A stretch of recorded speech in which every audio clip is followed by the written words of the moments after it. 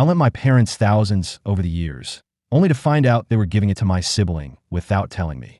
Confronted them at a family dinner, and they called me selfish for wanting accountability. Cut them off completely, paused all accounts, canceled automatic payments, and closed joint accounts.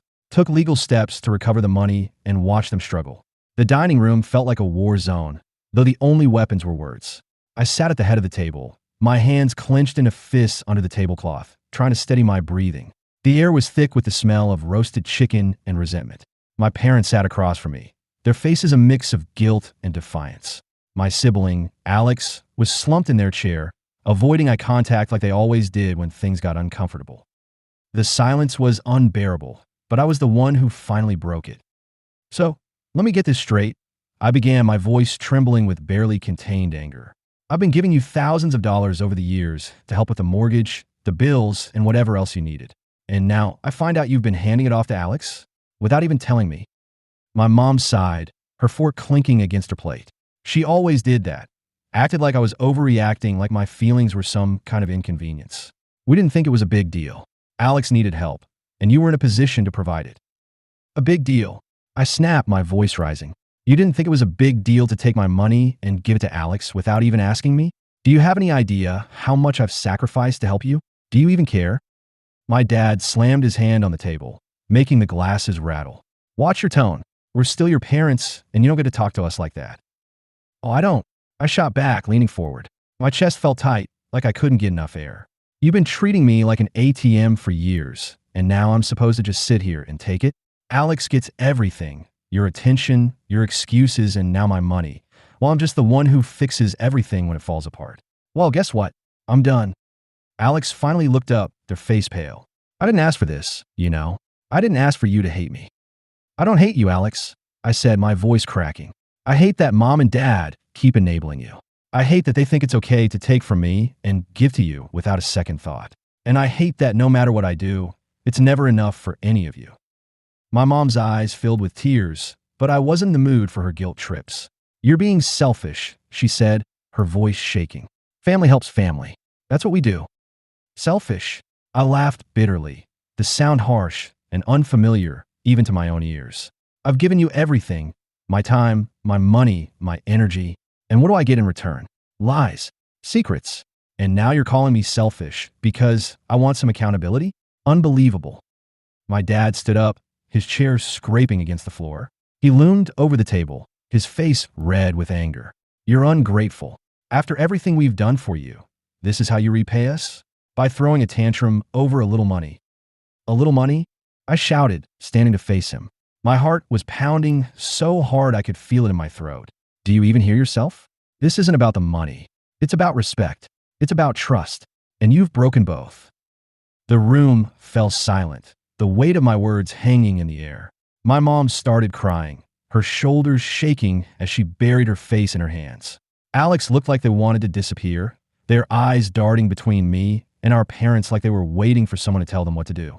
My dad glared at me, his jaw clenched so tight I could see the muscle twitching. If that's how you feel, he said coldly, then maybe you should leave. For a moment, I just stood there, staring at him.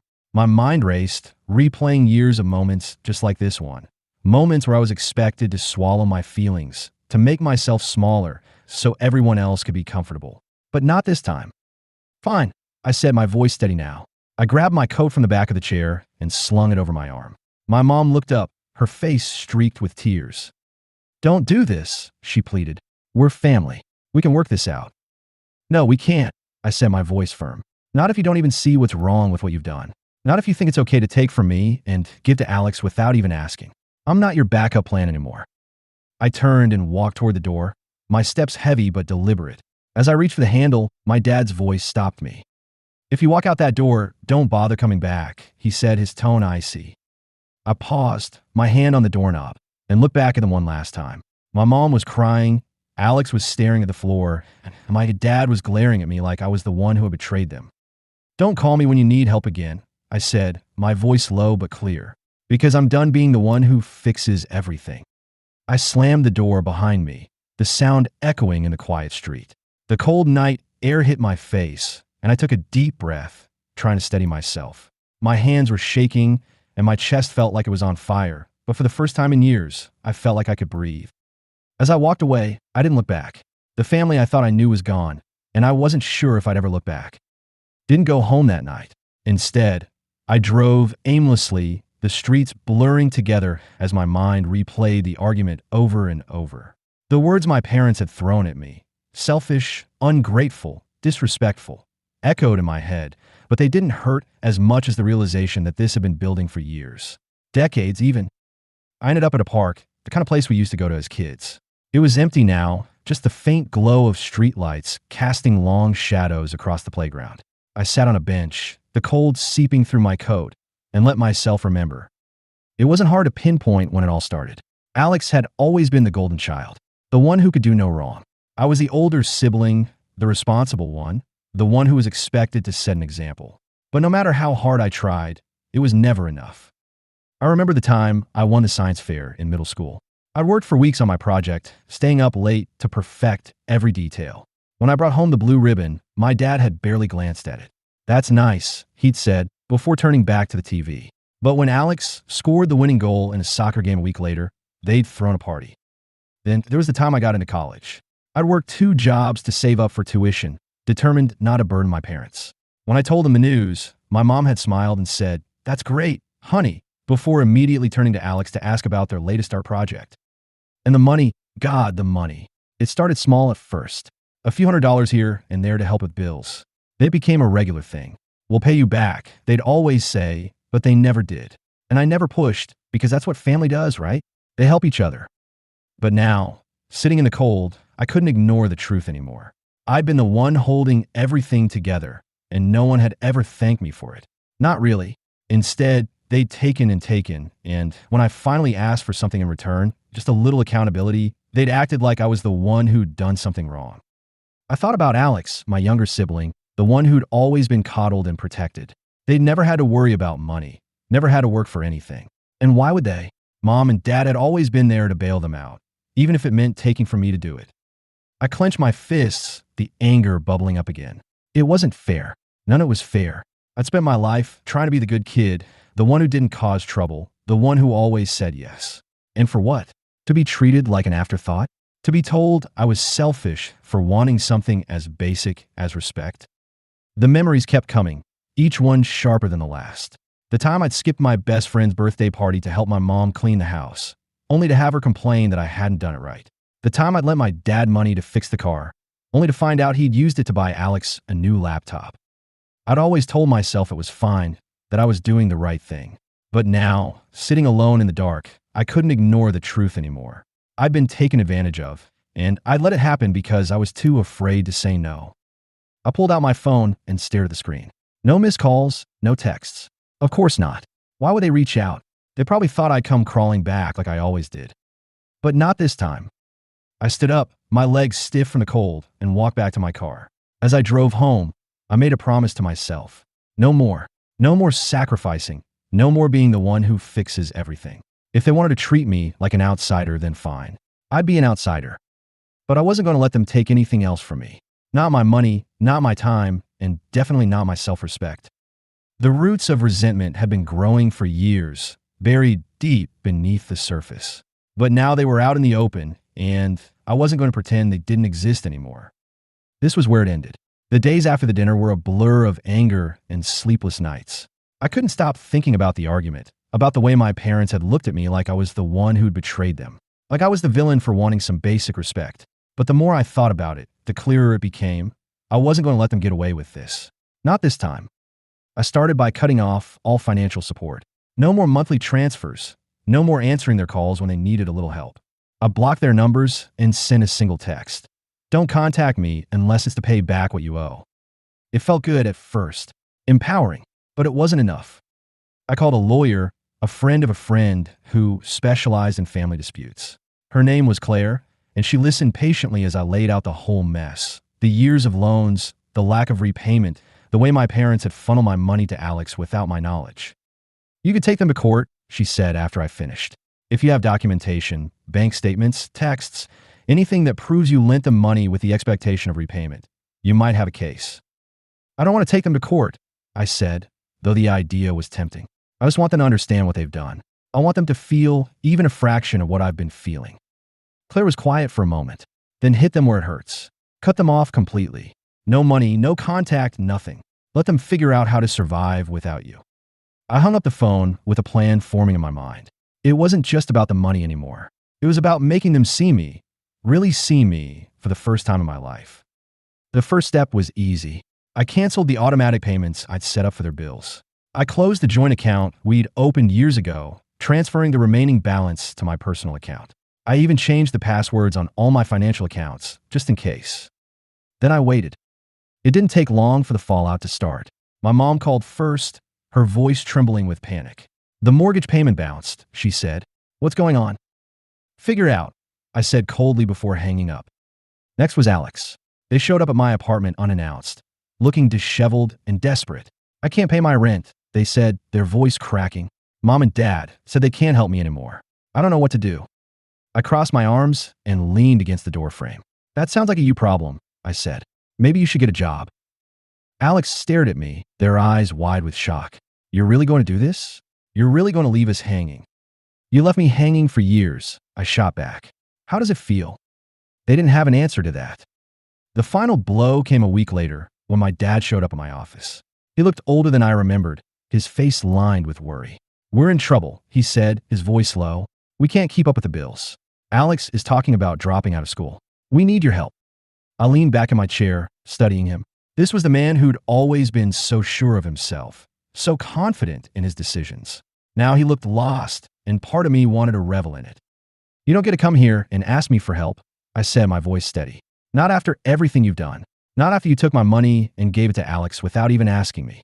Not after you call me selfish for wanting some basic respect." He opened his mouth to argue, but I cut him off. "You made your bed," I said. "Now lie in it." He left without another word, and I sat there for a long time, staring at the closed door. It should have felt like a victory, but it didn't. Instead, I felt hollow, like I'd traded one kind of pain for another. But I didn't stop. I couldn't. This was the only way I knew how to make them see me, to make them understand what they'd done. And if it hurt them in the process, well, maybe that was the point. Revenge wasn't sweet. It was bitter and messy and exhausting. But for the first time in my life, I felt like I was in control. And that was enough. It took a month for them to crack. I've been expecting it, bracing for it, but it still caught me off guard when my mom's number popped up on my phone. I hadn't heard from her since the night of the dinner, and part of me wanted to ignore the call. But curiosity got the better of me. "Hello," I said, my voice flat. "We need to talk," she said, her tone shaky. "Please, it's important." I hesitated, then agreed to meet her at a coffee shop near my apartment. Neutral ground. When I walked in, she was already there, sitting at a corner table with a cup of tea in front of her. She looked older, her face drawn and tired, and for a moment, I felt a pang of guilt. But then I remembered the years of lies, the way she dismissed my feelings, and the guilt faded. "Thank you for coming," she said as I sat down. I didn't respond.